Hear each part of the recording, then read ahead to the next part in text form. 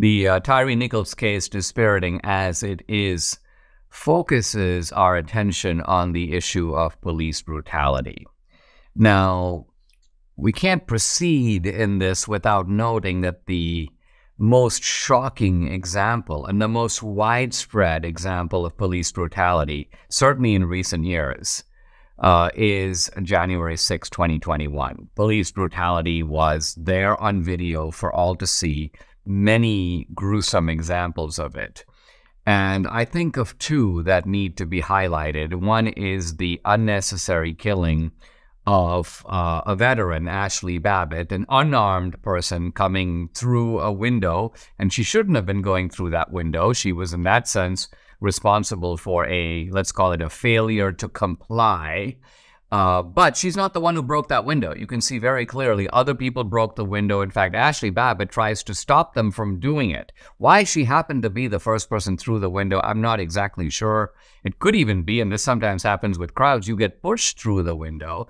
And then even though there are guards on the other side and she poses no evident threat to anyone, she is shot to death by this guy, Lieutenant Colonel, I believe it was, Michael Byrd. And that guy was then hailed as a hero for doing it by the left. So that's case number one. Case number two, which actually more closely resembles the Tyre Nichols beating, was the beating of Roseanne Boyland. Now, Roseanne Boyland's death in the tunnel was attributed by the medical examiner, I think, in a case of brazen dishonesty, to the fact that it was amphetamines that killed her. And she was at one time a drug addict, but apparently a recovering one. And why should it be that the drug effect happened to her right then and there? She had been, by the way, pepper sprayed. Now, it could be that the pepper spray generated some sort of a reaction, and that was part of the problem. Some people on the left also said that she was pushed around and trampled, but it doesn't look like it was that ended her life. You can actually see on the video that a Capitol Police woman is savagely beating Roseanne Boyland. I posted the video on my Twitter, and it's interesting how people, when you put out a truth that no one can deny, it's right there in the video, just the same, by the way, as the Tyre Nichols video. No one will defend the video. No one will say, yeah, of course they were beating her, and that's a good thing too. She deserved to get that kind of a beating. They pretend like it didn't happen. Oh, Dinesh, haven't you seen the medical report? Her death was attributed to amphetamines. Oh, Dinesh, in reality, she was trampled to death.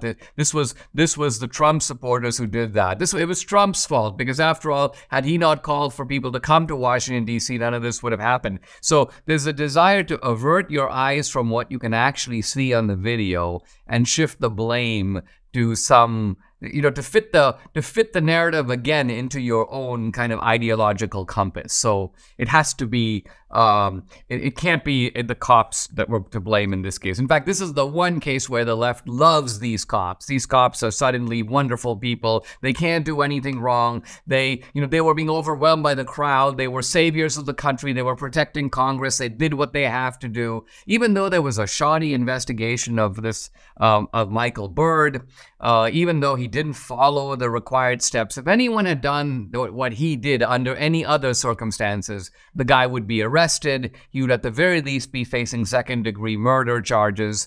But no, somehow he's excused. Why? Because it's January 6th. Why? Because the bad guys have got to be MAGA, and the baddest of all the bad guys has got to be Trump. But I think if we're going to face up to the issue of police brutality, we need a little bit of a mutual reckoning. And I say this because there are those of us who have been for a long time and continue to be back the blue. We support the cops. We think that in a society where there is law and order, the cops need to be supported. These are people who, for not a whole lot of pay, by the way, put their lives in danger. Their families live in the constant trepidation. Is my dad going to even come home? So these are people who don't have an easy job. I wouldn't want to be in their place, and probably neither would many of you. So back the blue is the right position, but the back the blue should not be indiscriminate. It's not that the cop is always right.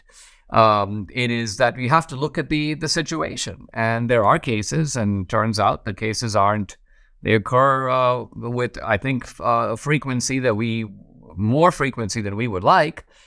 we see these examples of egregious miscarriages of justice, and we need to speak out. But conversely, on the side of the left, they've got to acknowledge that, you know what? Police brutality doesn't always have a racial coloration. You can't keep making something that's not racial into something racial. And second, there's police brutality that occurs against whites. In fact, very often that doesn't get any media coverage. I've posted a couple of videos on my Twitter feed of white guys just getting absolutely thrashed by the police. And look, just by what you can see, I realize we don't have the full context. We don't have all the facts of the situation. But from what you can see, what's going on is very unjust and unnecessary. It's excessive force. And so there's no excuse for it. And similarly, on January 6th, you can continue to believe that the cops were necessary, that they were doing a job, they were protecting Congress, and also that some of them got completely out of hand.